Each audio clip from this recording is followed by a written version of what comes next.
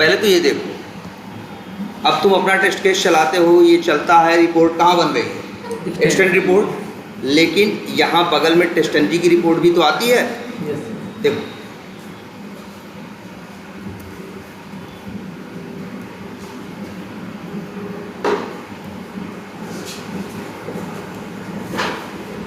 ये देखो, ये टेस्टनजी रिपोर्ट आ रहा है कि नहीं आ रहा है?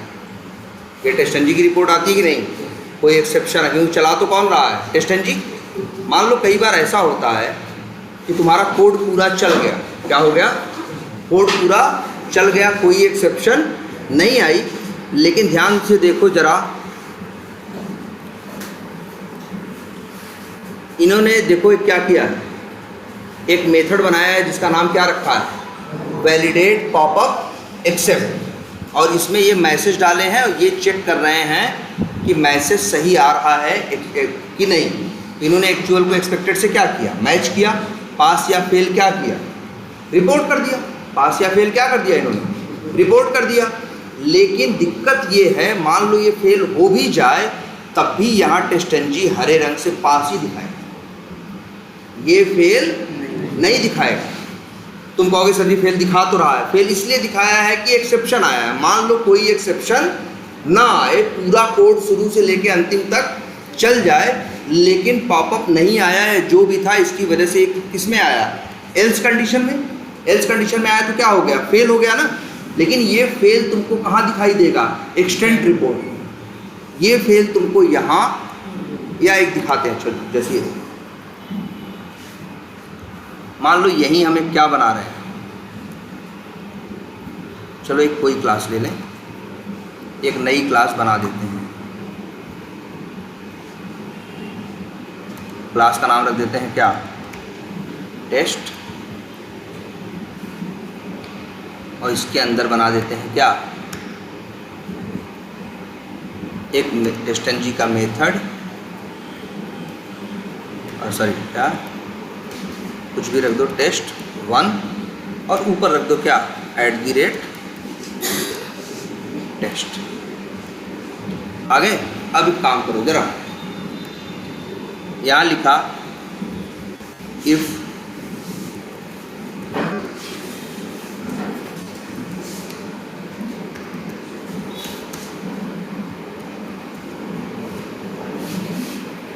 A== क्या? 100। तो चाहे एक्सटेंड रिपोर्ट यूज़ करो और चाहे system.out.println और लिख दो क्या? पास्ट। एल्स क्या? फेल्ड। बोलो। अब मान लो यहाँ a = 100 नहीं है, क्या है? 67। अब रन करके देखो,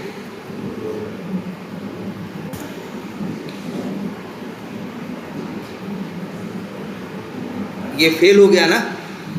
फेल हो गया तो वो कंसोल पे दिखाई देगा क्या? फेल्ड ना। लेकिन ये टेस्टनजी क्या बोल रहा है?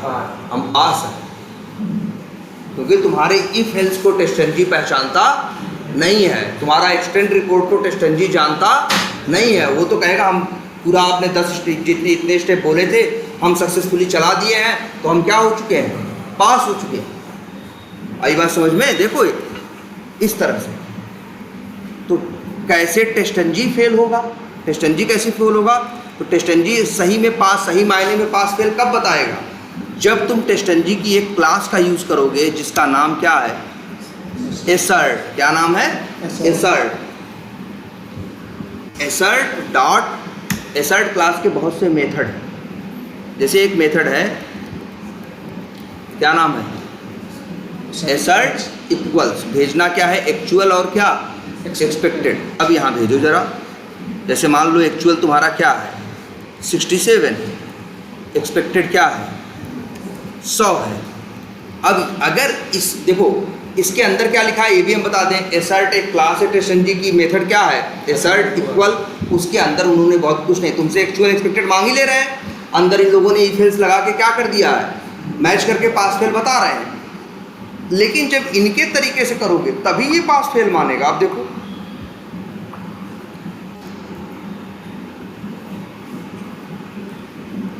अब फेल हो गया कि नहीं हो गया? और क्या डिटेल आ रही है? एसर्शन एरर, एक्सपेक्टेड क्या है 100 और एक्चुअल बट फाउंड, मतलब एक्चुअल बट फाउंड क्या 67, इसलिए ये फेल हो गया। मतलब क्या है, ले दे के मेरा पूरा कहने का मतलब यही है, अगर तुम चाहते हो कि कुछ फेल हो तो मेरा टेस्ट एनजी ही फेल हो, तो भैया पास फेल के लिए इफ एल्स के भरोसे रहोगे तो नहीं होगा, तुम्हें किसका यूज करना होगा? इसी क्लास का, जिसका नाम क्या है, क्लास का नाम क्या है एसर्ट। तो तुमको वैलिडेशन इससे करना होगा, ऐसे करोगे तो कोई सेंस बनेगा नहीं। क्लियर है ये? और एक बात अच्छे जान लो, तो इसको यूज कैसे करें हम अपने सिनेरियो में? हम तो क्या यूज कर रहे हैं, एक्सटेंड रिपोर्ट भी यूज कर रहे हैं। तो हम लोगों ने कैसे किया है टेस्टिंग का काम? हम लोगों ने ऐसे किया है कि हम लोगों ने बनाई है क्या, देखो जरा ध्यान से, हम लोगों ने बनाए हैं कुछ मेथड्स जिनका नाम रखा है क्या, वैलिडेट कर बनाए हैं कि नहीं? देखो जैसे इनको ही देखो, इन्होंने कितने मेथड बनाए हैं, 8-10 मेथड बनाए हैं कि नहीं? इनके अंदर ये कहीं ना कहीं इफ एल्स में क्या कर रहे हैं, चेक कर रहे हैं कि चीज़ मैच कर रही है या नहीं मैच कर रही। जैसे देखो वैलिडेट इनर टेक्स्ट, ये कैसे मैच कर रहे हैं, इफ एल्स से मैच कर दिया, एक्सटेंड से लॉक कर दिया, लेकिन ये चलेगा, मान लो ये फेल हो जाए वैलिडेशन, तो एक्सटेंड रिपोर्ट में तो फेल दिखाई देगा, लेकिन यहाँ दिखाई देगा क्या कि टेस्ट एनजी क्या हो गया, रिपोर्ट क्या हो गई, पास हो। अब हम चाहते हैं कि फेल हो तो टेस्ट एनजी भी दिखाए, तो भैया ऐसा जब करेंगे तो हम क्या करेंगे, अपने इसी के अंदर, किसके अंदर, अपने ये वैलिडेशन वाले मेथड्स के अंदर जाएंगे, एक लाइन और जोड़ देंगे, एसर्ट डॉट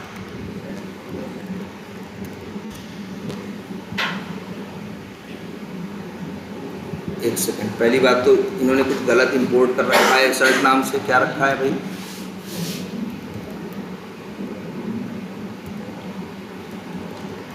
तो फिर क्यों नहीं आ रहा?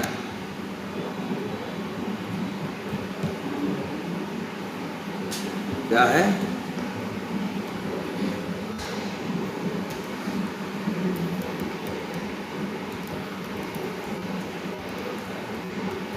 वहां तो आ रहा था, यहाँ क्यों नहीं आ रहा?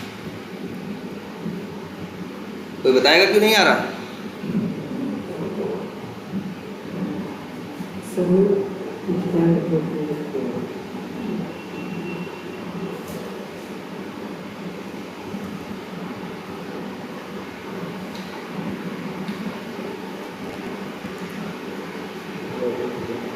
ये देखो इन्होंने क्या किया है, स्कोप टेस्ट, इनका कहने का मतलब है स्कोप है एसआरसी टेस्ट जावा, और वेरिएबल को रखा है कहाँ, एसआरसी में जावा।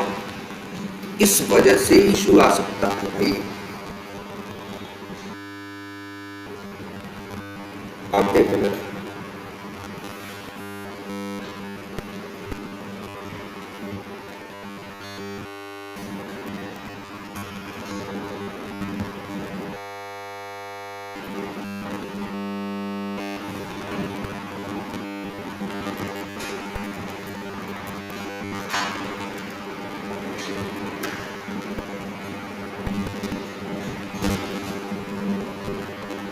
अब आ गया ना, अरे नहीं यार ये भी याद रखना, जब भी टेस्ट एनजी की डिपेंडेंसी डाउनलोड किया करो तो जो स्कोप टेस्ट है ना उसको हटा दिया करो।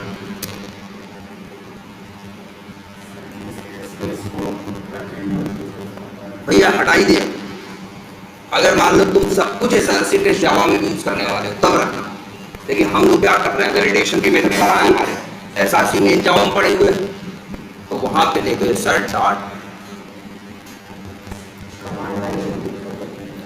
एसर्ट इक्वल्स और अपना यही क्या भेज देना, एक्चुअल, और क्या भेज देना, अब सही है। अब एक्सटेंड रिपोर्ट को भी पता चलेगा और टेस्ट एनजी को भी पता चलेगा कि चीज़ पास हुई है, क्या हुई है, फेल। क्योंकि बिना टेस्ट एनजी के अगर इस क्लास का यूज किए बिना करोगे तो टेस्ट एनजी को पता नहीं चलेगा। तुम्हारी जिम्मेदारी क्या है, तुम्हारी जिम्मेदारी है हर अपने मेथड में आए और ये लाइन क्या कर दें,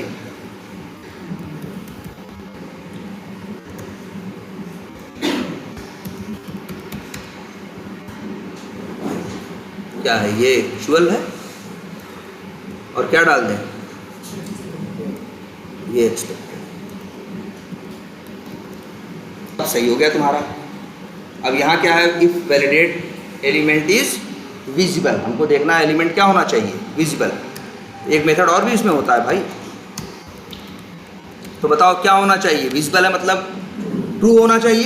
तो मेथड क्या किया, एसर्ट डॉट एसर्ट ट्रू, मांग रहा है क्या, कंडीशन। अब कंडीशन बता देते हैं एक्चुअल स्टेटस। अगर एक्चुअल स्टेटस ट्रू हुआ तो ये क्या हो जाएगा, पास हो जाएगा। अगर ये फेल हुआ तो ये फॉल्स हुआ तो क्या हो जाएगा, ये फेल हो जाएगा। तो दो मेथड यही कॉल करते हैं अक्सर, एसर्ट डॉट एसर्ट इक्वल्स और एसर्ट डॉट एसर्ट ट्रू, और एक और भी आता है एसर्ट डॉट एसर्ट फॉल्स। यही 2-3 मेथड ही हम लोग यूज करना है, ज़्यादा कुछ नहीं करना।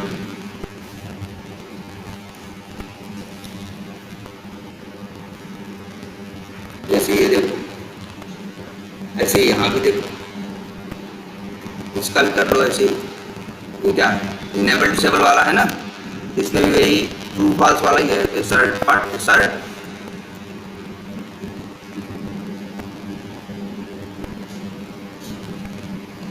ट्रू और यहाँ एक्चुअल स्टेटस।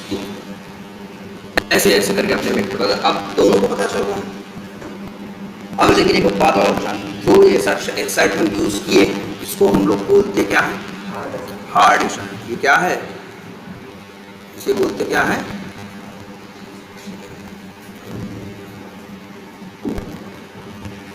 क्या बोलते हैं। और ये भाई ये इंटरव्यू में खूब पूछते हैं और बता देते हैं किस किस तरह से पूछते हैं। तुमसे इंटरव्यू में पूछेंगे हार्ड, या पूछेंगे ऐसे कहेंगे एसर्ट कहेंगे, या कहेंगे या एसर्ट ही है तुम्हारा क्या क्या है, हार्ड एसर्ट। ठीक, और एक और होता है उसको बोलते हैं क्या, सॉफ्ट एसर्ट। अब सवाल उठता है दोनों में अंतर क्या है, ध्यान से समझना।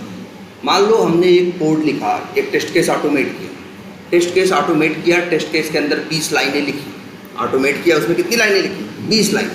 मान लो 10वीं लाइन में एक एसर्ट हमने लगाया था कि ये चीज़ मैच करो, मान लो वो एसर्ट क्या हो गया, फेल हो गया। तो जो 20 लाइन का कोड है, 10वीं लाइन में क्या डाला है तुमने, एसर्ट डाला है, कोड चलते हुए आया, 10वीं लाइन पे पहुंचा, एसर्ट क्या हो गया, मैच नहीं किया तो एसर्ट क्या हो गया, फेल हो गया ना। तो जानते हो जब फेल होगा तो क्या होगा, वो टेस्ट केस वहीं क्या कर देगा, बंद कर देगा, आगे की उसकी 10 लाइनें चलाएगा नहीं।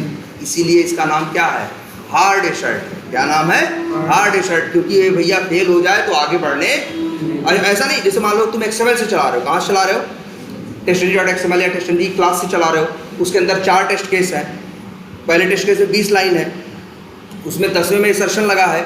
अब तुमने रन किया, पहला टेस्ट केस चला, 10वीं लाइन पे क्या हो गया, फेल हो गया, तो ऐसा ही पूरा बंद कर देगा, वो टेस्ट केस वहीं क्या कर देगा, बंद कर देगा, आफ्टर मेथड में जाएगा, फिर दूसरा पिक करके दूसरा चलाने लगेगा।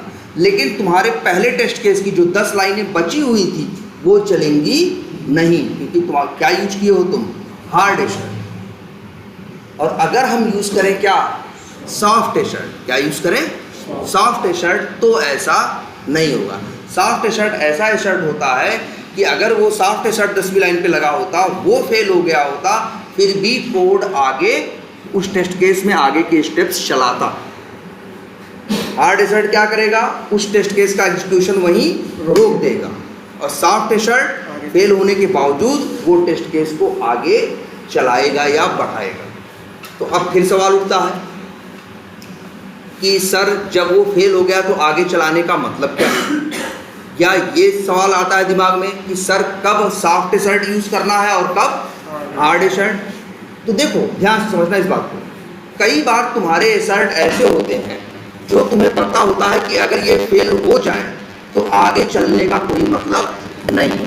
जैसे अपने तुमने बोर्ड लगाया, 10 लाइन का 20 लाइन का कोड लिखा है, तीसरी लाइन में यूजर ने डाला, पासवर्ड डाला, लॉगिन बटन में क्लिक किया, चौथी लाइन में एसर्ट लगाया, होम पेज खुला की नहीं, मान लो वो एसर्ट क्या हो जाए, फेल हो जाए, मतलब होम पेज खुला नहीं, तो बताओ आगे के स्टेप्स के चलने का कोई मतलब है, भाई जब होम पेज ही नहीं खुला है तो आगे के स्टेप्स कहाँ जाएंगे? तो ऐसी सिचुएशन जब वो फेल हो जाए उसके बाद आगे टेस्टिंग करने का रिलेवेंस ही न बचे, आगे टेस्टिंग करने का मतलब ही न रह जाए, तो वहां यूज करना क्या? हार्ड एशोर्ड। लेकिन बहुत सी जगह ऐसी होती है कि जहां फेल होने के बाद भी सेंस रहता है। जैसे तुम इसी एप्लीकेशन में आओ, गए एक अकाउंट न्यू करके क्या बनाया? एक अकाउंट बनाया, अकाउंट नेम में क्या डाला? First name, last name, mobile number सब डाला, सेव बटन पे क्लिक किया। अगले पेज पे फिर जाके तुम वेरीफाई कर रहे हो कि सारी डिटेल आ रही है या नहीं आ रही। अब उसमें फर्स्ट नेम आ रहा है, लास्ट नेम आ रहा है और क्या आ रहा है? कंपनी नेम आ रहा है। तो अगर फर्स्ट नेम गलत आए चाहे सही, इससे लास्ट नेम पे तो कोई फर्क नहीं पड़ता ना भाई, पेज पे तो सब आ रहा है। मान लो फर्स्ट नेम गलत भी आ रहा है तो भी तो आगे लास्ट नेम है, आगे क्या है? कंपनी नेम है। ऐसा तो है नहीं कि फर्स्ट नेम गलत आएगा तो सब गलत हो जाएगा। भाई देखो अगला पेज खुल रहा है, सब कुछ सही है, लेकिन फर्स्ट नेम क्या आ रहा है? गलत आ रहा है।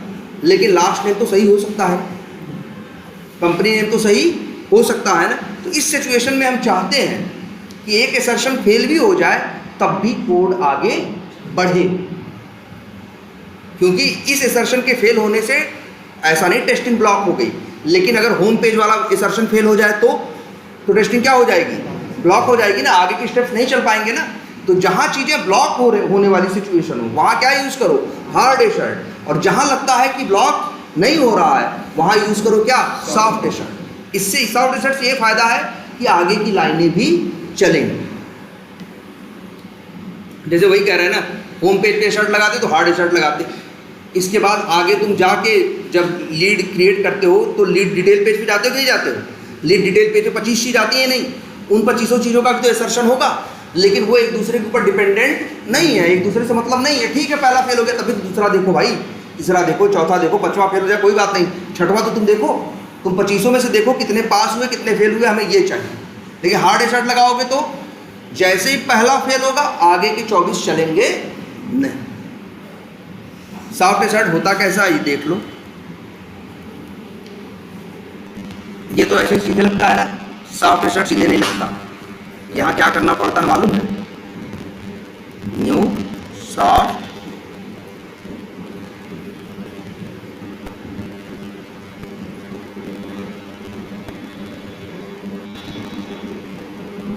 सॉफ्ट एशर्ट क्लास का क्या बनाते हैं? ऑब्जेक्ट बनाते। अब यहां भी वही सब मेथड आते हैं। कौन से? जैसे आता है क्या? वही यार assert equals assert true method वही है, आ रहा है कि नहीं आ रहा? Assert equal assert true assert false, ये सारे मेथड इसमें भी आते हैं। बस इससे करोगे यही, देखो मान लो क्या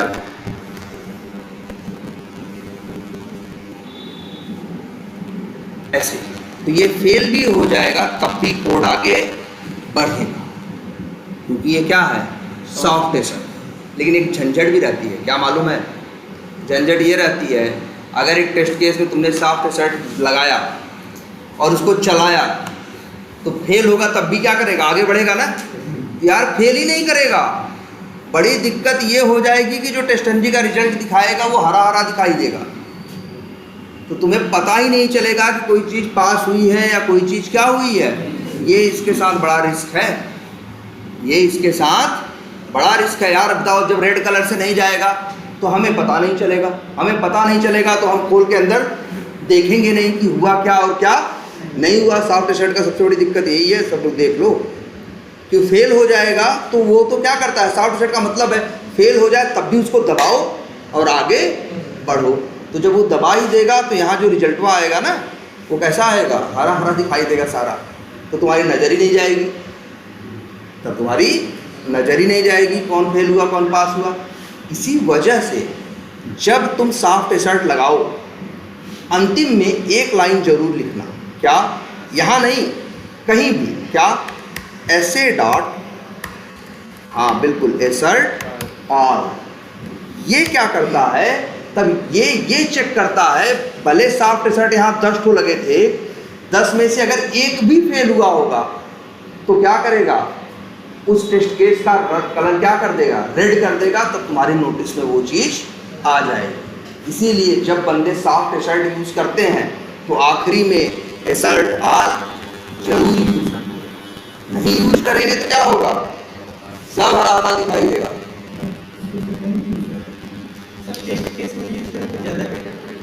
इसको चाहो तो टेस्ट केस में यूज दो। आज अब देखो एक बात और समझ नहीं है ध्यान से, ये जो सॉफ्ट एसर्ट का ऑब्जेक्ट है, ये ऑब्जेक्ट है ना यार, हर जगह यही ऑब्जेक्ट यूज करना है, ऐसा नहीं हर जगह नया नया बनाए। नया नया बनाओगे तो काम नहीं चलेगा। एनी हाउ तुम्हें सॉफ्ट एसर्ट का जो ये ऑब्जेक्ट है एक बार ऊपर बना लो, उसी को हर जगह क्या करो, अंदर यूज करो। और उसी ऑब्जेक्ट को अगर तुम चाहते हो कि अंतिम में चले, तो चाहो तो उसी ऑब्जेक्ट को कहीं से खींच खांच के लेके कहाँ पहुंचो, आफ्टर मेथड के अंदर। और आफ्टर मेथड के अंदर जाके यही चला दो क्या, ऐसे डॉट एसर्ट ऑल। तो उस ऑब्जेक्ट के थ्रू अगर कोई भी फेल हुआ होगा तो रिपोर्ट को क्या दिखाएगा, फेल दिखाएगा।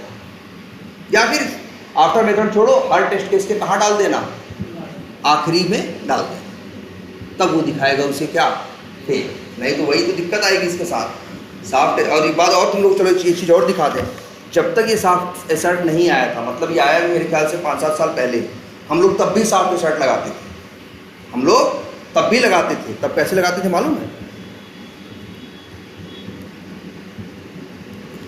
जैसे ये हार्ड एसर्ट है ना, नीचे वाला फेल होगा तो बंद हो जाएगा ना, तो हम लोग ये ट्रिक अपनाते थे, इसे डालते थे कहाँ, ट्राई के अंदर,